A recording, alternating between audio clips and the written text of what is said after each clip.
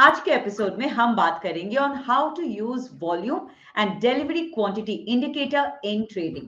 So, without further ado, let's welcome our expert, Mr. Amar Singh ji. Thank you, Rukmini, and welcome, dear friends. Thank you so much sir for joining us. But हम आगे बढ़े उससे पहले make sure आप लोगों ने हमारे channel को सब्सक्राइब किया है एंड बेल आइकन पर क्लिक किया है ताकि आप आज जैसे कोई भी ऐसे इंफॉर्मेटिव वीडियोस मिस ना करें. So let's begin. So Amar sir, सबसे पहले मैं आपसे ये समझना चाहूंगी कि volume and delivery quantity in दोनों में एग्जैक्टली फर्क क्या है. श्योर रुक्मिनी, मैंने अक्सर ये पाया है कि वॉल्यूम को समझने में लोग जो है जरा कंफ्यूज होते हैं. देखिए, जो डे वॉल्यूम होता है वो हर ट्रेड के होने पे बढ़ता रहता है.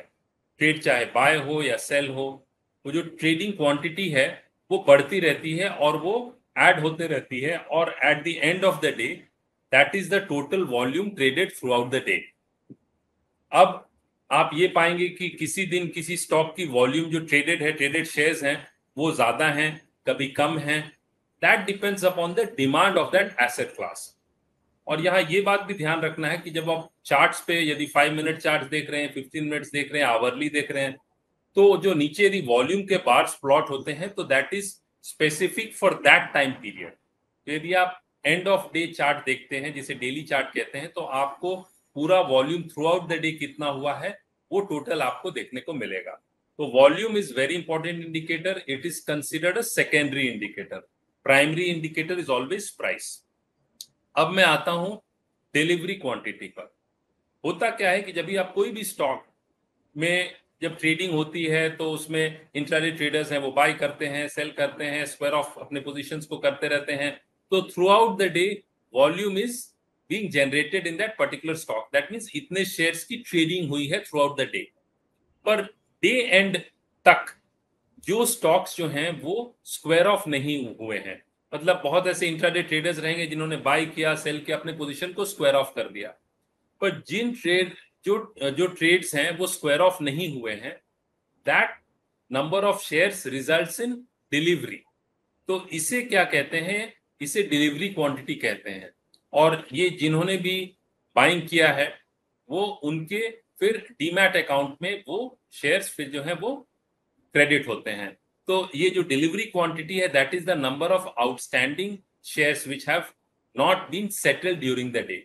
तो ये एक बहुत इंपॉर्टेंट पीस ऑफ डेटा है which can help you identify कि किन स्टॉक्स में डिलीवरी क्वांटिटी बढ़ रही है, डिलीवरी परसेंट बढ़ रहा है, डिलीवरी परसेंट घट रहा है. इस पे मैं आगे बात करूंगा. तो ये डिफरेंस होता है वॉल्यूम और delivery. Thank you so much sir. So sir, मेरा अगला सवाल आपसे ये है कि वॉल्यूम को ट्रेडिंग में कैसे यूज कर सकते हैं एंड इसे हम कहाँ देख सकते हैं. हम किसी भी चार्ट पर वॉल्यूम प्लॉट कर सकते हैं. आप इसके लिए एंजल वन के मोबाइल एप्लीकेशन या वेब पोर्टल को भी यूज कर सकते हैं. तो जब आप वॉल्यूम को प्लॉट करते हैं प्राइस पे तो आपको ये पता चलता है कि यदि प्राइस अप ट्रेंड में है और वॉल्यूम भी बढ़ रहा है, so that is a positive sign कि more buyers are coming in and so the trend is likely to continue. लेकिन यदि प्राइस एक अप ट्रेंड में है और वॉल्यूम जो है वो बढ़ नहीं रहा है, वो घट रहा है, इसका मतलब है कि new buyers are not coming in और द ट्रेंड कैन रिवर्स. इसके ठीक ऑपोजिट, यदि मार्केट डाउन ट्रेंड में है, स्टॉक डाउन ट्रेंड में है और आप देख रहे हैं कि वॉल्यूम लगातार बढ़ रहा है, इसका क्या मतलब हुआ कि नए सेलर्स जो हैं they are willing to sell even at lower levels. तो जो है वो सेलिंग कंटिन्यू रह सकती है. लेकिन आप ये देखते हैं कि प्राइस तो नीचे आ रहा है लेकिन अब वॉल्यूम जो है वो घट रहा है. इसका मतलब है कि अब जो सेलर्स हैं उनमें अब उतना कॉन्फिडेंस नहीं है और तो न्यू सेलर्स नहीं आ रहे हैं. तो that could signify a trend reversal.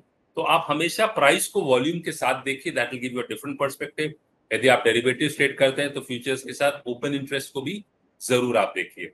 तो जो ये वॉल्यूम इंडिकेटर है इसे आप एंजल वन ऐप में देख सकते हैं, हमारे वेब पर चार्ट्स में भी देख सकते हैं. और यदि आप डिलीवरी क्वांटिटी का डेटा देखना चाहते हैं, डिलीवरी परसेंट का देखना चाहते हैं, तो आप एनएससी इंडिया के साइट पे आपको डेटा इजीली अवेलेबल है. आप गूगल में delivery volume NSC India search करते हैं और सिक्योरिटी वाइज आर्काइव्स में जाते हैं तो यहाँ आपको स्टॉक वाइज आप देख सकते हैं for a month, 3 month historical data भी देख सकते हैं कि क्या डिलीवरी परसेंटेज रही है. So that gives you a very good idea. तो किसी भी स्टॉक में जब आप इंटरेस्टेड हैं कि वो स्टॉक में आप इन्वेस्ट करना चाहते हैं या फिर उसमें आप देख रहे हैं कि किसमें there is interest among the investors, तो यहाँ आप जाके इस तरह से आप स्टॉक की डिलीवरी क्वांटिटी और delivery as total percent of the total volume that has been traded आपको पता चलेगा। तो जहां वो परसेंटेज ज्यादा है, इसका मतलब है investors are more interested in that particular stock. तो अगेन उसको आपको एवरेज में देखना है, क्योंकि एक number is not sufficient, you have to look at it as an average. So this is a very important piece of data, delivery quantity, जिसे आप जरूर देखिए from an investment perspective also. So sir, ये जो volume breakout होता है, ये इसका फॉर्मूला किस तरह से होगा, ये अगर आप थोड़ा समझाएंगे तो। जरूर, जिस तरह से प्राइस ब्रेकआउट होता है, प्राइस एक कंसोलिडेशन में ट्रेड करता है और उसके बाद प्राइस ब्रेकआउट हमें देखने को मिलता है, उसी तरह से वॉल्यूम ब्रेकआउट भी होता है। तो इसमें आप क्या कर सकते हैं कि वॉल्यूम आपने इंडिकेटर के रूप में उसे प्लॉट कर रखा है, तो आप वॉल्यूम पे भी मूविंग एवरेज लगा सकते हैं, 10 day moving average, 20 day moving average, या 10 period moving average, 20 period moving average. कुछ लोग 50 पीरियड और 100 पीरियड भी लगाते हैं। तो वो ये देखते हैं कि जब वॉल्यूम्स जो है वो एवरेज से ज्यादा होने लगे, तो वो 2-3 दिन का वॉल्यूम देखते हैं कि हाँ, ये एवरेज से ज्यादा वॉल्यूम सब हो रहे हैं, तो इसका मतलब है कि there is some buying interest which is coming into the stock, and that can also be an institutional interest, मतलब इंस्टीट्यूशंस जो है उनकी भी इंटरेस्ट तो स्टॉक में आती है। तो आप ये वॉल्यूम पे भी ये इंडिकेटर मूविंग एवरेज प्लॉट कर सकते हैं, 10 पीरियड, 20 पीरियड, 50 पीरियड, 100 पीरियड, और आप देख सकते हैं कि वॉल्यूम जो है वो एवरेज, तो आज का डे का वॉल्यूम यदि एवरेज से ज्यादा है और आप देख रहे हैं लगातार 2-3 दिन से वॉल्यूम ज्यादा आ रहा है, इसका मतलब है there is something happening in that particular stock. तो ये वॉल्यूम ब्रेकआउट को जब आप प्राइस ब्रेकआउट के साथ यूज करते हैं, तो आपकी possibility and probability of success जो है वो दैट इंक्रीजेस। सो सर, इसमें क्या हम डिलीवरी क्वांटिटी भी देख सकते हैं?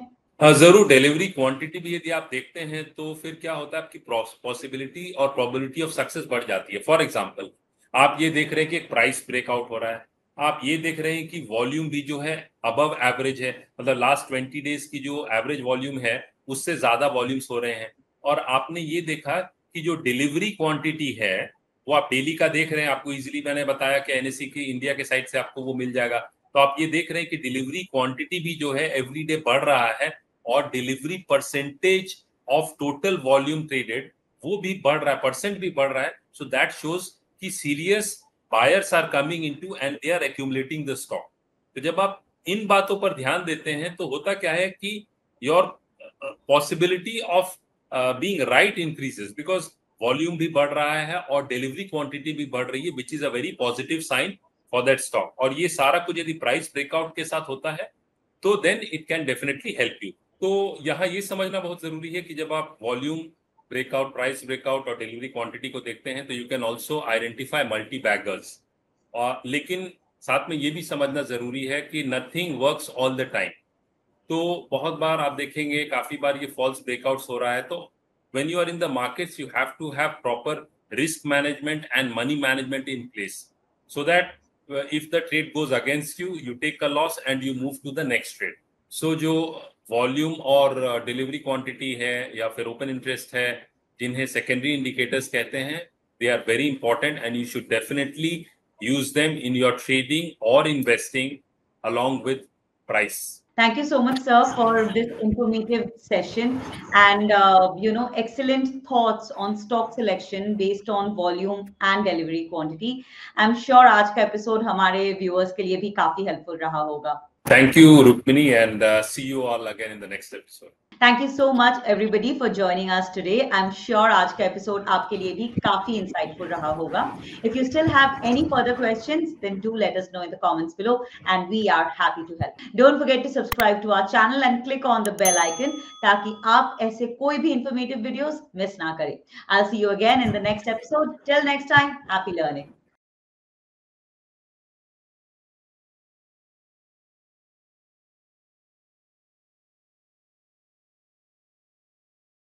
Investments in securities market are subject to market risks. Read all the related documents carefully before investing.